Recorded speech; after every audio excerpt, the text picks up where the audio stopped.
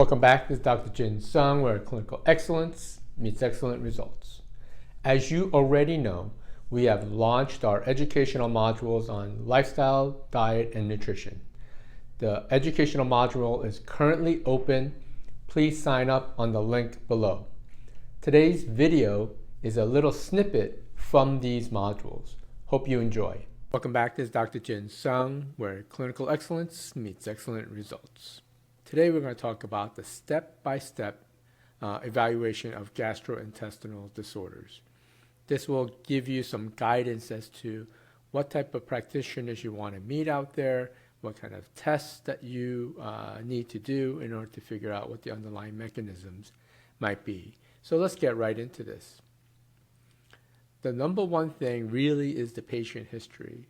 You need to get the symptoms and the chronology of their symptoms in order and try to figure out what the underlying mechanisms might be.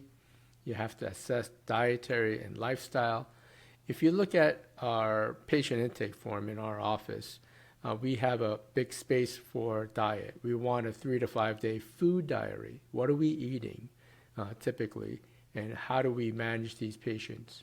Are they sleeping well? Are their stress managed?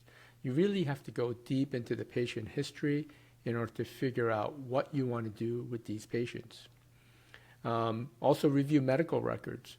We like to see prior medical records, specific diagnoses that they've had from other practitioners. We want to know what kind of medications they're taking, what kind of supplements they've been trying. We want to figure these things out so we're not doing the same thing over and over again. We want to make sure the patient gets the proper evaluation as well as getting the proper testing done.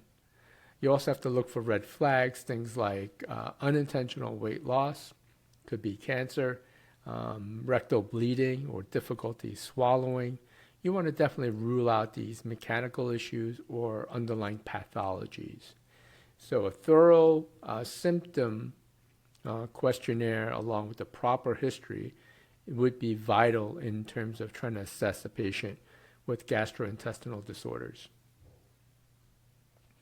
The physical exam, right? Observation. Is the patient really bloated? Is their stomach out, further than it should be? Are they skinny fat, right? They don't have muscle tone. You have to look at all these different factors when we observe a patient. Do they walk well? Do they walk normally? Do they have a gait disturbance? Do they have a limp? How do they get up from the chair? You have to observe a patient to really get an understanding of what's going on. Really, the physical exam really starts as soon as you see that patient walk into your office and you see them get up from a chair and walk. Okay, that's where the physical exam occurs. Obviously, you have to do an abdominal exam. In this case, we're talking about gastrointestinal disorders, so a proper abdominal exam would be palpation, auscultation, basically listening to all 4 quadrants of the abdomen, looking for proper bowel sounds.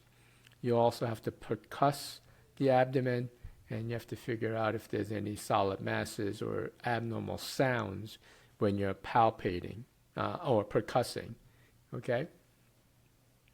Laboratory tests. I can't tell you how often I see patients come in and they only have small amount of blood work done at each visit. So they go to their primary care physician, there might be an annual physical, but really they only do maybe a simple CBC with a small chem screen versus like doing a comprehensive panel looking at thyroid antibodies, inflammation, things like homocysteine, vitamin D level. These things are not done typically unless you had significant complaints and you've seen different specialists. A simple comprehensive blood exam can be vital to diagnosing a patient and figuring out what we need to do for a patient. Stool cultures. If we have issues with the bowel movements or bloating, it can isolate bacteria, viruses, and parasites. You can do other alternative tests from other companies where they look at the gut microbiome and they look at PCR testing.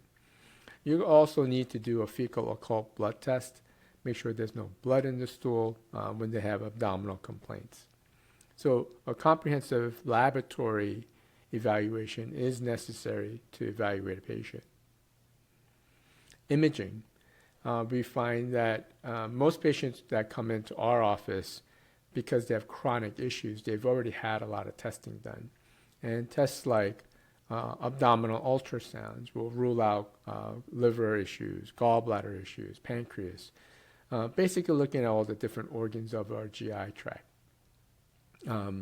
It's important to figure out if we have gallstones, right, or do we have a fluid in areas that it shouldn't be. CT or MRI scan can be also very beneficial, just ruling out small lesions, tumors, structural deficiencies. So an MRI CT scan. Endoscopy, it's basically looking at your upper and lower GI system through a camera and looking at if there's any lesions in the tract, as well as taking biopsies. They can do biopsies while they're there and figure out if there's any other pathologies there.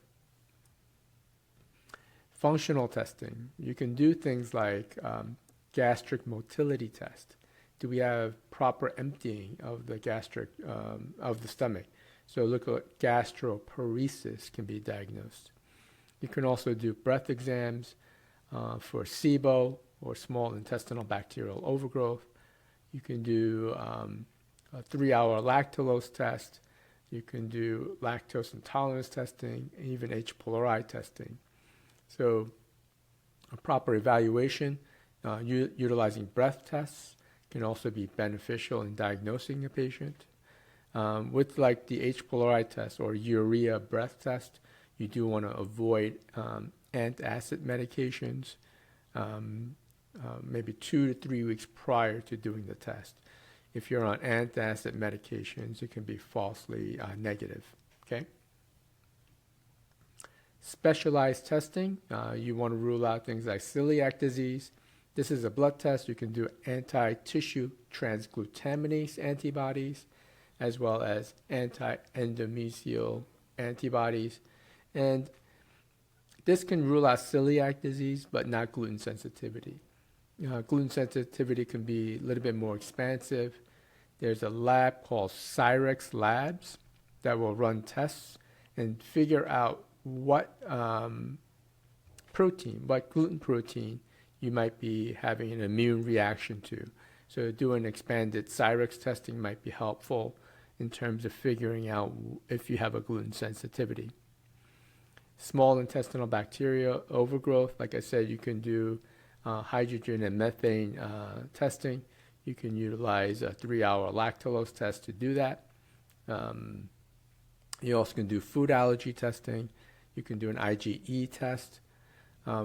Food testing could include IgG and IgA testing.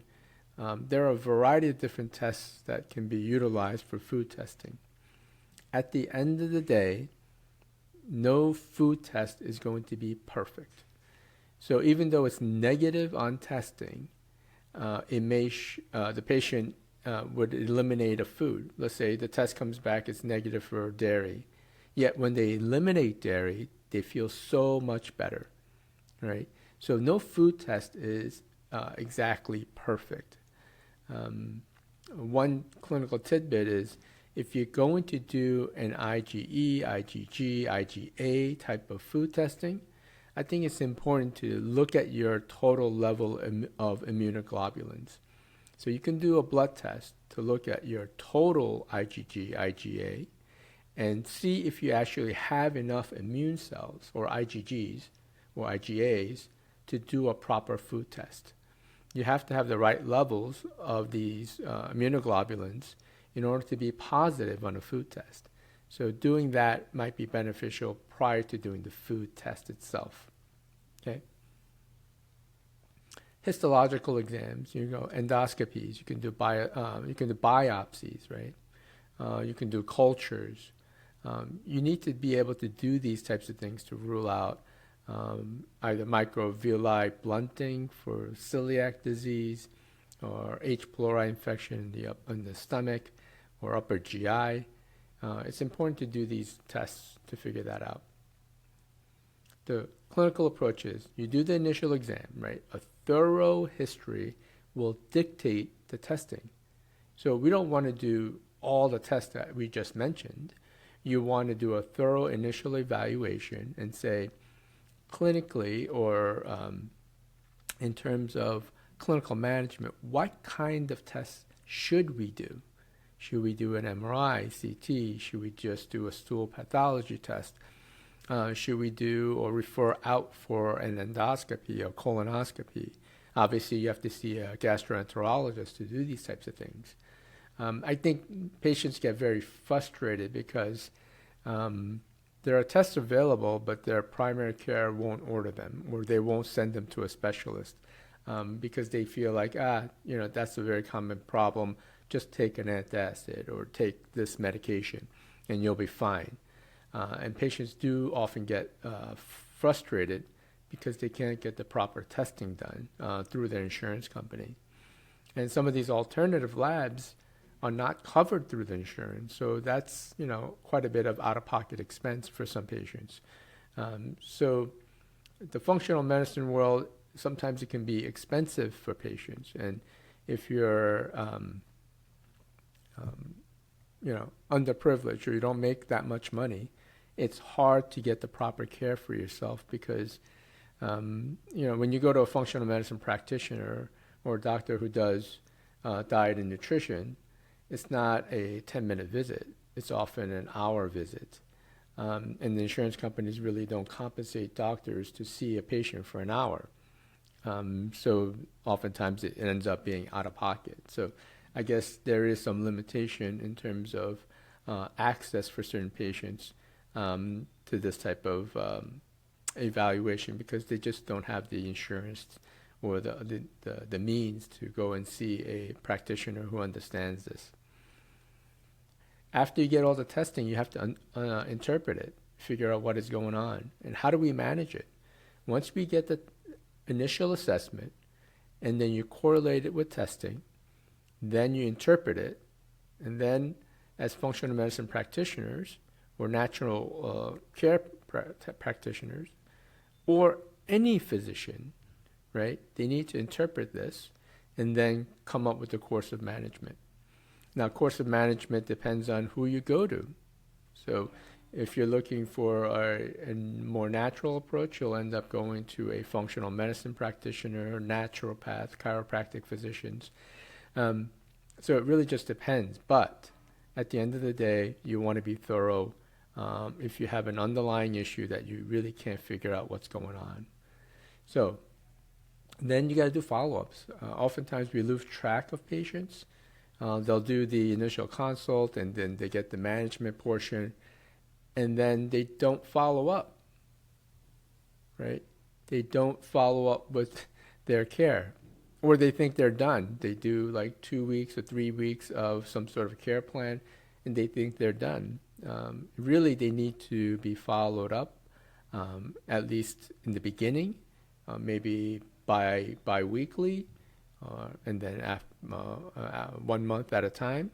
But they need to have proper follow-up in order to figure out what the mechanisms are and how are we progressing and what kind of change can we make to make a better impact, okay?